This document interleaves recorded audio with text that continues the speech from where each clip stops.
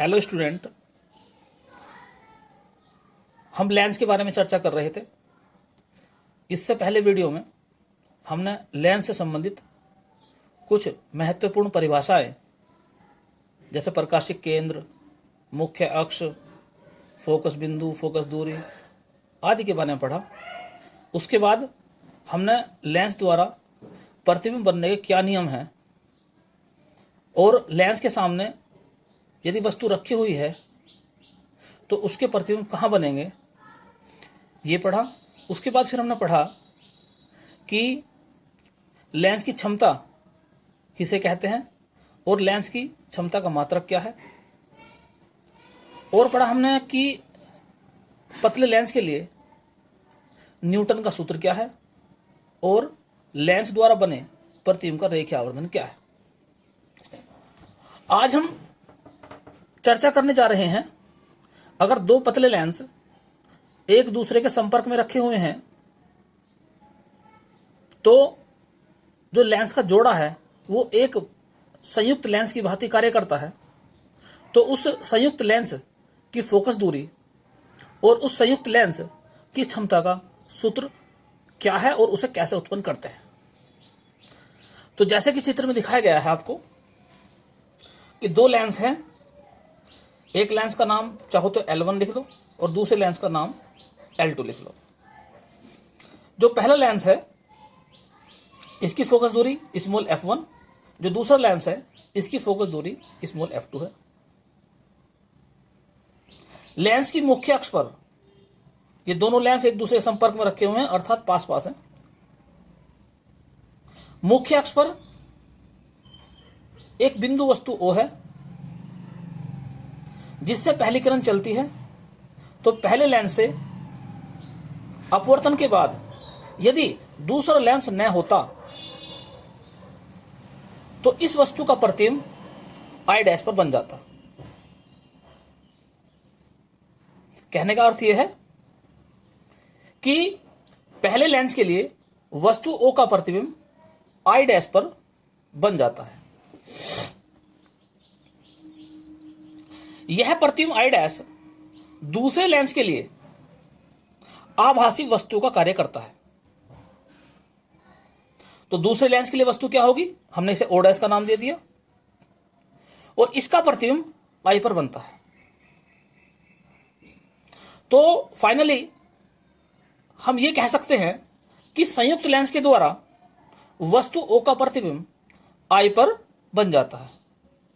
तो सबसे पहले हम देखते हैं कि जो पहला लेंस है जिसकी फोकस दूरी स्मॉल f1 है, उसके सामने रखी वस्तु O का प्रतिबिंब जब I' पर बनता है तब क्या होगा।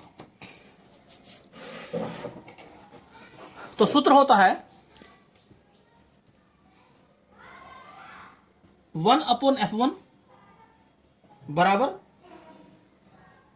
1/v minus 1/u।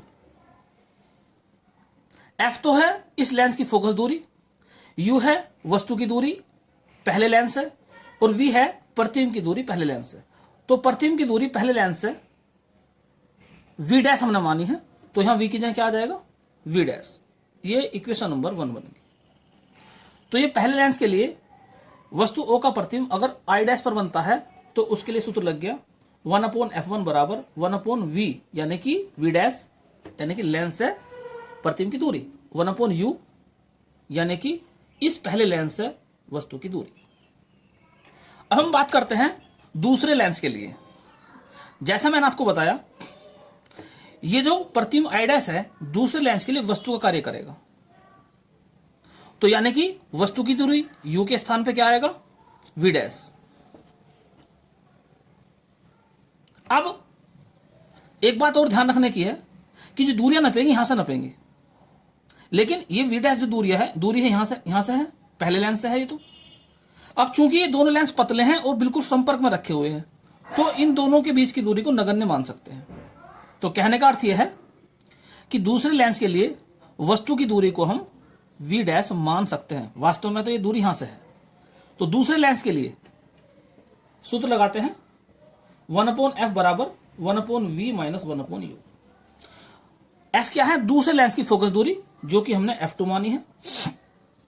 v क्या है, दूसरे लेंस से प्रतिबिंब की दूरी जो कि v है।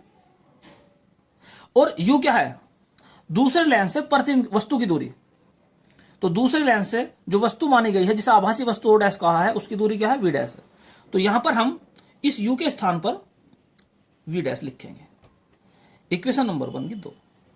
अब समीकरण नंबर 1 और 2 को जोड़ने पर, तो जोड़ने पे क्या मिलेगा, 1/f प्लस 1/f2 यानी कि 1/f1 प्लस 1/f2 बराबर पहली समीकरण के अंदर जो है v dash minus 1/u plus 1/v minus 1/v dash. तो यहां पर आप देखते हैं कि 1/v डैश से 1/v डैश कैंसिल हो जाएगा। तो क्या बचाया, केवल 1/v माइनस 1/u। लेकिन आपने लेंस के लिए सूत्र पढ़ा था कि 1/f बराबर 1/v माइनस 1/u। तो ये संयुक्त लेंस जो है, अगर इसकी फोकस दूरी f मान ली जाए तो ये सूत्र हो जाएगा 1/f का। तो कहने का अर्थ यह है कि संयुक्त लेंस की फोकस दूरी f का सूत्र आ गया। तो f बराबर एलसीएम लेके f1 f2 बटे f1 प्लस f2। तो जो दो लेंस थे, इसे एक ही अगर लेंस मान ले जावे तो उस लेंस की फोकस दूरी का सूत्र आ गया 1 वो f is equal to f1 f2 upon f1 plus f2। या आपने यहां पर देखा इक्वेशन नंबर 3 में कि 1/f बराबर 1/f1 प्लस 1/f2। लेकिन 1/f होती है p, इसके लिए ये पहले लेंस की फोकस दूरी और ये दूसरे लेंस की फोकस दूरी। तो इस प्रकार हमने ये देखा कि सूत्र 1/f से या f is equal to f1 f2 upon f1 plus f2 से तो हम निकाल सकते हैं संयुक्त लेंस की फोकस दूरी, और p is equal to p1 plus p2 से हम निकाल सकते हैं संयुक्त लेंस की क्षमता। अब एक नोट पॉइंट में ध्यान रखने की चीज है कि ये जो हमने सूत्र लिखा है f is equal to f1 f2 upon f1 plus f2, इस पर थोड़ी चर्चा करते हैं।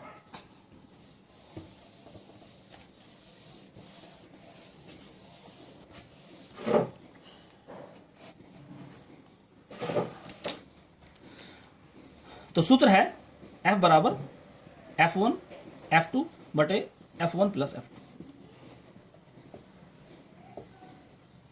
अब यहां पर पहला केस, यदि पहला लेंस जो है वो उत्तल है और दूसरा लेंस भी उत्तल है, तो यानी कि दोनों लेंस कैसे होगी, उत्तल, और उत्तल लेंस की फोकस दूरी होती है प्लस की। तो यदि दोनों लेंस की फोकस दूरियां प्लस की हैं तब क्या होगा, तो f का मान, ये प्लस की संख्या ये प्लस की संख्या, जब दो प्लस की संख्या को गुना करते हैं तो उत्तर आएगा प्लस, जब दो धन संख्याओं को जोड़ते हैं तो उत्तर आएगा प्लस, और जब एक धन संख्या को दूसरी धन संख्या से भाग करते हैं तो उत्तर आता है प्लस, और प्लस का मतलब हो गया उत्तल लेंस।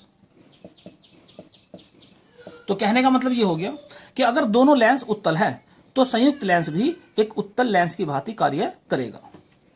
अब दूसरी बात पे ध्यान देते हैं, अगर दोनों लेंस अवतल हों, इस टॉपिक को ध्यानपूर्वक समझ लेना, इस पर क्वेश्चन 2020 में भी आया था और इसी टॉपिक से क्वेश्चन आता है एग्जाम में। तो अगर दोनों लेंस अवतल है तो अब क्या होगा, एक संख्या माइनस की है, माइनस की जगह मान लो 5 है, और आप इसे गुना कर दो माइनस की 7 से, तो जब दो माइनस की संख्या को गुना करते हैं तो उत्तर आता है प्लस में।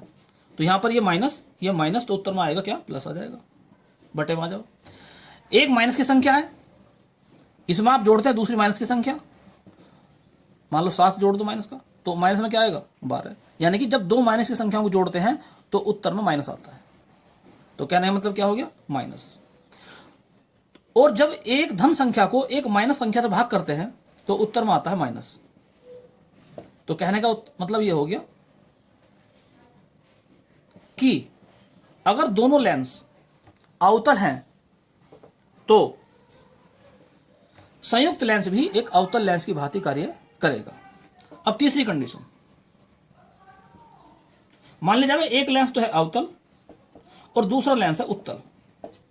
ये पहला लेंस मान लिया हमने f1 वाला और ये दूसरा लेंस मान लिया। तो पहला लेंस तो अवतल है और दूसरा लेंस उत्तल है, यानी एक की फोकस दूरी पॉजिटिव और एक की फोकस दूरी नेगेटिव। अब क्या होगा, देखिए अगर ये वाली कंडीशन है तो इसमें दो बात हो सकती है कि दोनों की फोकस दूरियों के संख्यात्मक मान बराबर हों, दोनों फोकस दूरियों के संख्यात्मक मान बराबर हो। मान लो एक की फोकस दूरी 5 सेंटीमीटर है और दूसरे की फोकस दूरी -5 सेंटीमीटर है, तो एक उत्तल लेंस हो गया, एक अवतल लेंस हो गया। तो इस कंडीशन में क्या होगा, ऊपर संख्या एक माइनस की और एक प्लस की गुना करते हैं तो ऊपर आएगा माइनस, लेकिन नीचे क्या आएगा, एक प्लस की संख्या है और एक माइनस की संख्या है और दोनों संख्या है बराबर, तो उत्तर में आएगा 0। जैसे -5 को आप जोड़ दो 5 में तो उत्तर कितना आएगा, 0 0। और अगर किसी भिन्न के अंदर बटे में 0 है तो उसका मान क्या होता है, अनंत, और अनंत का मतलब होता है समतल प्लेट।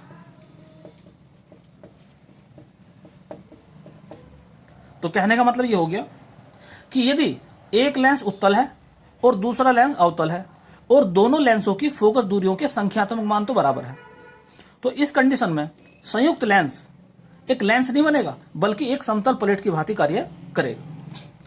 अब इसी के अंदर दूसरा केस हो सकता है कि यदि f1 बड़ा हो f2 से, इसका मतलब क्या हो गया कि जो अवतल लेंस है उसकी फोकस दूरी का संख्यात्मक मान उत्तल लेंस की फोकस दूरी के संख्यात्मक मान के से बड़ा है। इस आप समझिए कि जो पहली संख्या है -7 है और दूसरी संख्या मान लो 5 है, तो पहली संख्या यानी कि अवतल लेंस की जो फोकस दूरी है वो बड़ी है संख्यात्मक रूप से, और उत्तल लेंस की फोकस दूरी संख्यात्मक रूप से छोटी है। तो जब दोनों गुना करेंगे ऊपर हम, तो ऊपर आएगा, ऊपर जब गुना करेंगे हम तो ऊपर आएगा -35। तो कहने का मतलब ये आ गया कि ऊपर आ गई माइनस की संख्या। अब नीचे क्या आएगा, -7 को अगर हम जोड़ दें +5 में तो उत्तर में आएगा -2, यानी कि इस कंडीशन में आ गया माइनस का। और जब एक माइनस संख्या को दूसरी माइनस संख्या से भाग करते हैं तो उत्तर में आता है प्लस, और प्लस का मतलब हो गया उत्तल। तो इस केस से ये बात साबित होगी कि यदि अवतल लेंस की फोकस दूरी उत्तल लेंस की फोकस दूरी से अधिक है तो संयुक्त लेंस एक उत्तल लेंस की भांति कार्य करेगा। तीसरी कंडीशन आती है इसी में, यदि अवतल लेंस की फोकस दूरी कम हो और उत्तल लेंस की फोकस दूरी अधिक हो। अब की बार चिन्ह उल्टा कर दो बस केवल ऐसे, तो अब क्या कंडीशन होगी, दोनों की गुना करेंगे तो 7 की -5 में गुना करो, 7 पंजे 35, माइनस का 35 आएगा, तो ऊपर तो आएगा माइनस। नीचे आ जाओ, 7 में जोड़ दो -5 तो उत्तर आएगा +2, अर्थात +2। जब भी किसी माइनस संख्या को किसी प्लस संख्या से भाग करते हैं तो उत्तर में हमेशा आएगा माइनस, अर्थात अवतल। तो कहने का अर्थ यह हुआ कि यदि अवतल लेंस की फोकस दूरी उत्तल लेंस की फोकस दूरी से कम है तो संयुक्त लेंस एक अवतल लेंस की भांति कार्य करेगा। यदि अवतल लेंस की फोकस दूरी उत्तल लेंस की फोकस दूरी से बड़ी है तो संयुक्त लेंस एक उत्तल लेंस की भांति कार्य करेगा। यदि